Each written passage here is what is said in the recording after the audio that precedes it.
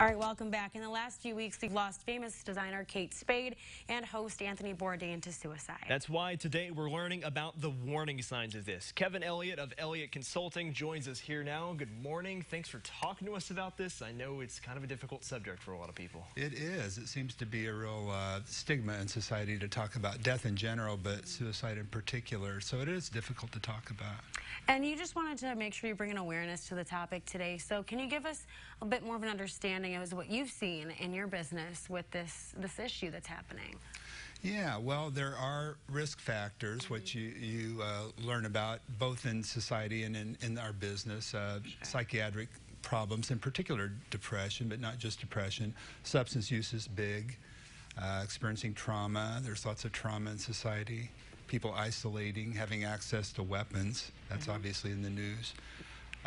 Then you can pick up on warning signs if somebody just seems to be not taking care of themselves, or feeling more hopeless and withdrawn, or focusing on death, or giving things away is a big thing. So most of us at one point or another have known somebody that's exhibited some of those signs.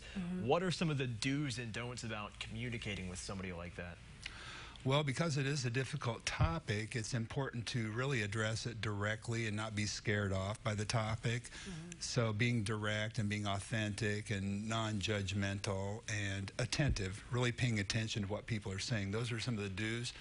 Some of the don'ts are more like don't be blaming and don't try to argue someone out of it.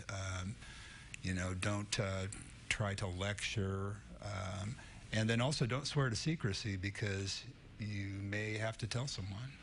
And then I know you said there are risk factors, but a lot of the time with especially these big names that are passing away from suicide, it's a surprise. So why is that exactly? Because some of these signs don't match up with their behaviors, but still these people they seem so happy and they have everything at their fingertips, but yet it still happens. So, go into that a little bit. Yeah, especially with depression or anxiety or things like that, they can affect anybody. It seems to be more of a, well, I wouldn't say more of, but it seems to be a lot of internal factors that create that, not so much environmental. Sure. And with celebrities, we really only see the good stuff. Yeah. And people who are with someone all the time will pick up on subtle changes if someone's not taking care of themselves as much, or if they're down more or isolating more. But it's really important to know that somebody can seem to be doing very well and internally be really struggling. So certainly there have been a lot of these high-profile suicides that have been in the news, with celebrities. Do you see this kind of as an opportunity to have a productive discussion about how we can help some people who really need it? That would definitely be, I guess if you can say there's a silver lining to a tragedy, that would be an opportunity to talk more about suicide. And it's it's increasing in society. I've read where it's maybe at a 30-year high, and after the celebrity suicides, there was a tremendous increase in crisis calls and texts. And I've experienced it at my business. I took a call or a consultation on Friday, and a couple in the last couple of weeks. And so, yeah, talking is the big thing, talking more about it in general, and also with somebody who might appear to be at risk. Sure. To provide that support and talk about it and not avoid it. And just utilizing the resources in the community is a huge thing, right? Oh, yeah. I mean, that's a big part of what I do.